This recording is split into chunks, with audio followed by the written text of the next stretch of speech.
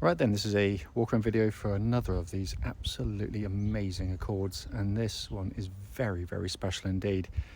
2010 car, which just covered 42,700 miles, had 2 owners from new, every single service, I think there was 10 of them, been done by the same Honda main dealer, right up to the service we've literally just done on the car. But it is a wonderful example. You can see that it's a Northern Irish plate, UK car. You can, I think the plate looks lovely on the car because it's ageless with it on, but you can apparently just change them free of charge at DVLA if you so wish, but I see no reason why. Front of the car, very clean and tidy. Lights and lenses are very clean. Bonnet, exceptionally clean on there. Hardly a stone chip anywhere at all.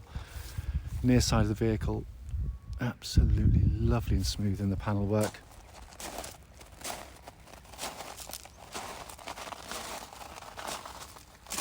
Got such a natural kind of luster to the paintwork, looks absolutely fantastic. Coming around the back, bump corners, again very, very clean and tidy. Around the offside of the car, there was the only mark I can see externally on the car. I'm trying to pick up from what I can. There's a little sort of mark on the back bumper there, which you may want to attend to, but to be honest with you, it's such an original car. I begrudge sort of touching it in any way.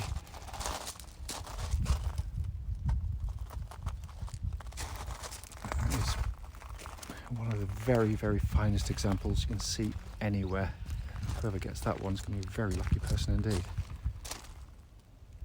Coming to the back of the car, absolutely cavernous boots and very nicely finished as you'd expect of a Honda. It's coming inside now, a full black leather interior which is in absolutely stunning condition. Back here hardly looks as though it's ever really been sat in.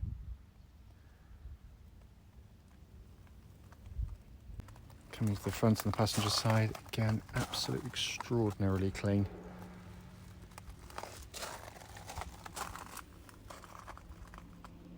Finally coming on the driver's side, again, door card, absolutely beautiful. Sorry, the footwell area, that's just a rubber mat to stop me getting the carpet underneath dirty, so the carpet's very nice indeed. And the driver's seat itself in really good condition. The only wear you ever see on them, which is quite right, where your bum swivels on the hip there, that sort of flattens slightly, but that's absolutely as it should be. I quite often forget to do the engine bays, so I'll try to remember to do this one because it is a beautifully presented engine bay.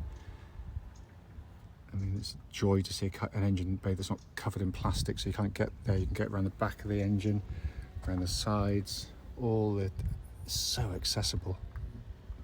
So inside the car now, engine is running as I always try and do.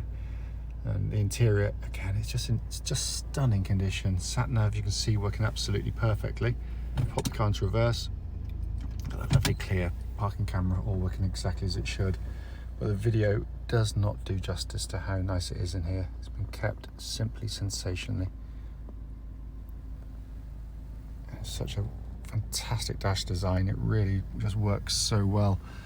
Hopefully you can see there, 42,795 miles, and there were no warning lights on the car at all.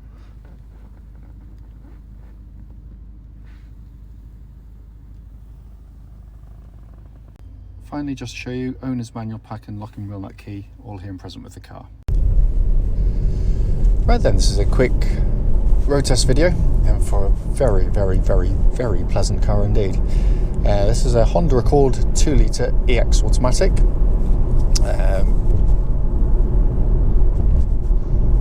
Current mileage on the car, 42,786 miles. I do apologise, I'm just going to get the reg number for you.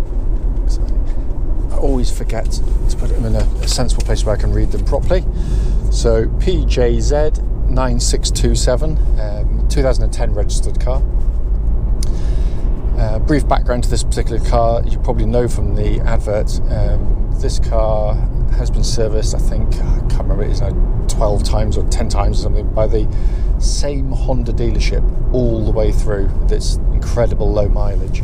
It's just been beautifully looked after, and feels it the very second you get in and drive the car. Engine obviously starts straight away. and settles to a smooth, even idle. Temperature gauge running at a third, which is exactly where it's meant to be, and the car's been running for nearly 3 hours now because it's just been delivered to us. I've just dropped the chap off to his car, but the engines are stunning units. It's everything you expect of a Honda. Smooth and quiet, tractable, keen to rev, sounds lovely when it does rev. It's just they're the best builder of four-cylinder engines in the world without a doubt, and on top of which, they've got a reputation for reliability and longevity which is absolutely unmatched anywhere. It's just which is why they're so sought after and still so valuable. Their values are way ahead of some premium models now, their marks now, because everyone loves these things, because they're just such a lovely way to drive even in this day and age. Engine feeds through into the gearbox of the car. It's expected of any Honda automatic. It's a lovely slick shifting gearbox. You can use these paddles on the steering wheel here. Left hand one for down, right hand one for up. You don't have to select anything on the gear lever. You can just pull a tab at any point. So now if I just pull that back, it selects me in fourth, drop it down to third. So if I wanted to zip by something, put my foot down, change up on this side, and then you can control obviously what gear you're in, and after a short period of time already it just goes back to automatic mode, and that's all working perfectly. Gearboxes, like the engines, have a reputation for being incredibly long lasting. We've never ever touched one, so it's the case in point. Notwithstanding reputation, you should still do the obvious checks on any automatic gearbox. Just make sure the gear changes are smooth on the move, and especially when you're stationary, when you select drive or reverse from neutral, there shouldn't be any sort of metallic clonks or delays or thunks as it engages. And this one's perfect in every way.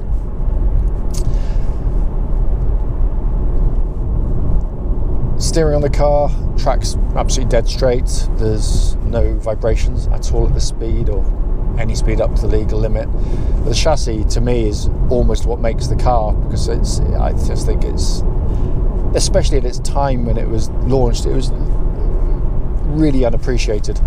Typical of the motoring press, they had their firm favourites in terms of who would always be sort of deemed to be sort of top of the class, regardless whether they really were or not. But time has proven these to be just an absolute class act. What it gives you is a really beautifully, it's a very kind of sophisticated ride. It's beautifully damped. It's quite a sporty car actually to drive, but it's not as harsh in extremes as some cars can be. It rides, this is a horrible section of road. You can feel the bumps, they're there, but they're smothered in a way that that there's something quite clever going on underneath. But when you link that with the steering of the car, the chassis, it's how it glides through corners. I had to, many years ago, drive at quite a pace because of a bit of an emergency actually. I always knew they were good, but I didn't realise just how good they were across pretty much every single type of corner you'd meet. And the steering is where it all starts, because it's so confidence inspiring. It's electric power steering, which normally means I hate it because I just find they're devoid of any kind of feel or any kind of weight to them. Manufacturers make them too light. This is got a kind of a beautiful weighting to it. The initial input, people will wonder what on earth I'm talking about, because it just feels like any normal car. Almost a little bit slow in some ways, but it's not, because when you have oversensitive power steering, it means that high speed, especially high speed corners, they can be very nervous, and you could be quite grip the steering wheel quite tight in anticipation of having to react. This just is incredibly accurate in the way you could just pick your point through a corner, but the weighting and the feel of it feels the same through every type of corner. It's just genius, it really is.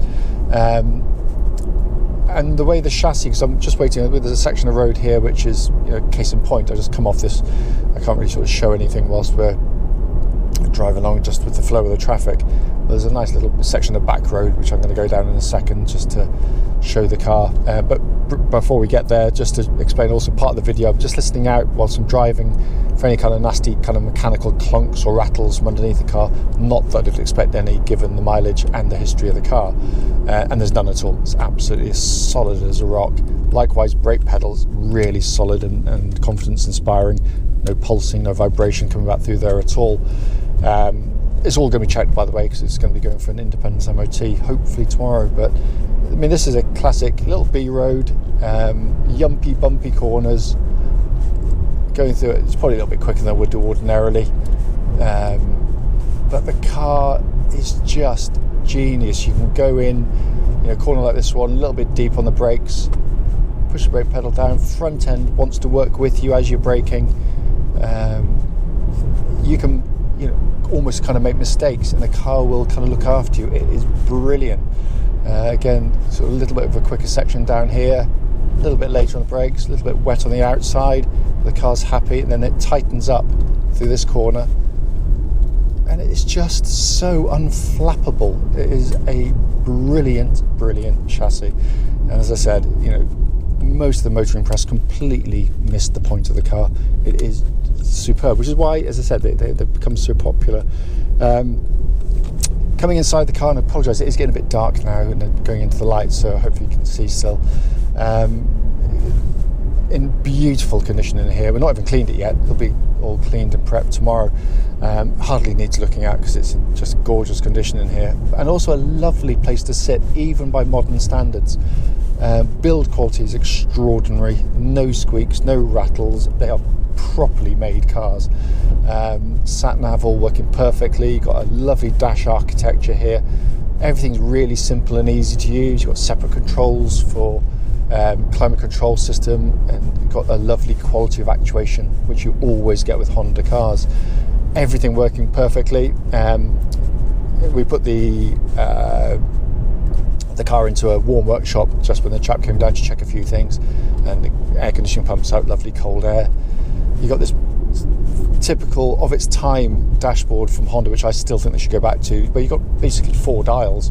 You've got big rev counter, big speedo, flanked by temperature and fuel gauges. It's sort of almost like a sort of bigger motorbike dash.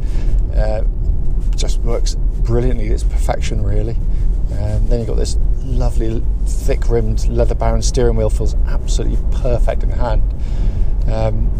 I readily admit, by the way, that I am completely biased. I love these cars, and not everybody does, quite rightly so. It's the world we're a boring place if we're all agreed on things. I just think it's an exceptional piece of engineering. All the bits, the engine, the gearbox, the chassis, the steering, the interior, the build quality, the reliability, it just makes it one of those unique cars in time, which is why I'm not alone, which is why they are so popular still.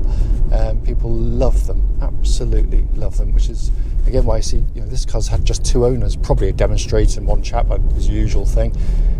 People don't like to chop and change. There's very few cars even today that drive as well as this, but a wonderful machine. As I said at the start, the point, which I've gone on a bit longer than I would do normally because I do get carried away. But the things I'm looking at mechanically aren't opinion; they are fact. I'm just listening out to things that shouldn't be, or warning lights that shouldn't be on. There's nothing at all. Whoever gets this next will be taking on a wonderful, wonderful car.